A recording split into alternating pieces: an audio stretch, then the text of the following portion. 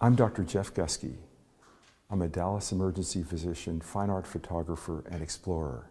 I've been fortunate to photograph a hidden world of World War I beneath the trenches, which lie in ancient rock quarries that were converted to modern underground cities, and in which you find hundreds of beautiful artworks on the walls and an infrastructure that is at times as if 100 years ago was yesterday.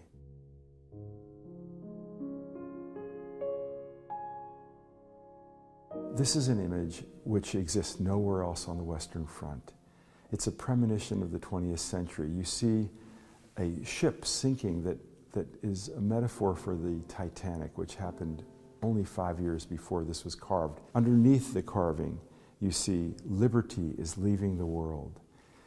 Just to the left of the ship and above is a sun, and the words beneath, "The sun of my youth is setting."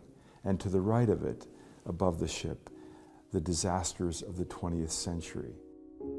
It evokes something which is very important to me, which is that the faith that we have in technology needs to be moderated. And the most important thing is for us to retain our humanness and always be in control of technology as human beings with a human heart.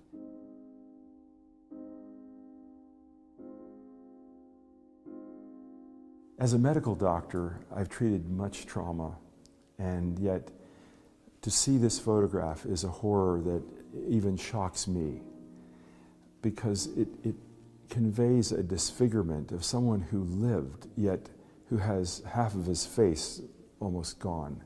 This sculpture is looking right at you, and it is a metaphor for the disfigurement, not only of the physical being, but of the inner life that was caused by war.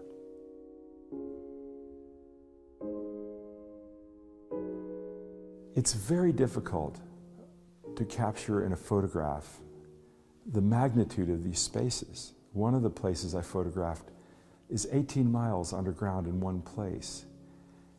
So until you can see it with your own eyes, one has a hard time imagining the vastness of these spaces. But I was able to capture through a panoramic photograph one place where you get a sense of just how large these places are. This is in a place where the Big Red, the 1st Division of the Chicago area, was involved in a horrific battle.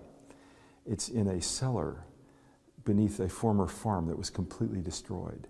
And these American soldiers felt such a love of America that they carved next to a stairway an American flag and the words USA forever. This is amazing. It's one of the only known inscriptions by troops who were New Zealand Maori. And in this inscription you see S. Isaac, very clearly, the name of the soldier, his serial number, and then underneath NZ Maori spelled out, very graphically. It's a treasure, it's priceless, and I believe that it's never been seen before by the public. This photograph is in a French chapel. The soldier that you see praying is actually opposed on the other side of the chapel by another soldier in a different uniform, kneeling in prayer and reverence as well. And in the middle you see an altar, the back of which is decorated with palm trees as if it's the Holy Land. And you see a cross, and it's a very sacred feeling place. And when I photograph this place, I never fail to go back to the thought of, if we were in this situation where life was hanging by a thread, where your fate was so uncertain, we would probably turn to something outside of ourselves, like they were, faith in God, asking for something to hope for. And I think that that's what this represents.